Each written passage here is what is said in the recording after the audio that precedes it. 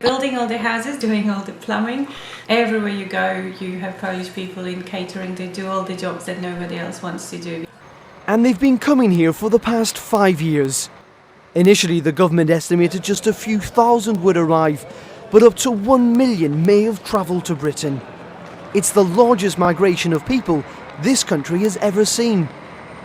Among them is Jan Trotowski and his friend Solvak, who quickly found work as mechanics.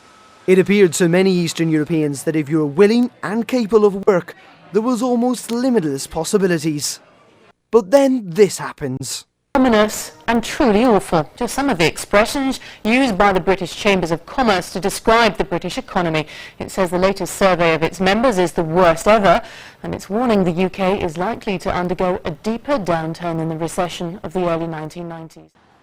Jan, like many Poles, was amongst the casualties. He lost his job and after failure to pay his rent, was forced to return to Poland. Estimates put the number of Eastern Europeans who've come here at up to 1 million. As many as a quarter of those may have left. But with the recession biting back home, many are now returning to Britain. When I went back to Poland, I found it difficult to get work. So I decided to come back to London, and I am staying with some friends while I look for a job. Because for me, I think that to be in London without work is better than to be in Poland without work. It's difficult.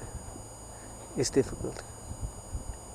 They all came here with a specific plan. They came here to earn money, save money, take that money into Poland to maybe build a house or open a business.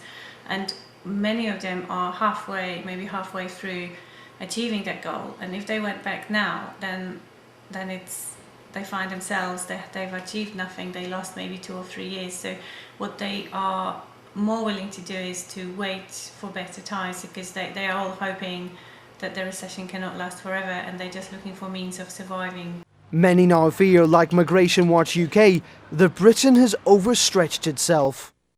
Germans and the Austrians have decided to keep their labour market closed for a further 2 years. In other words, for the entire 7-year transition period. We were suckers in this. We and Ireland and Sweden were the only countries that opened our borders. The numbers were at least 10 times what the government predicted. They got it completely wrong, and we're stuck with the consequences. Now, among the 2 million Brits lining up outside the Dole office are an increasing number of Eastern Europeans.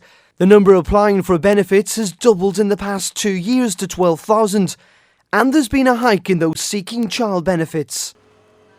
Although these figures are still relatively small, with this global recession continuing to bite, the economic argument for migration may have been lost, but Britain could have to live with its consequences.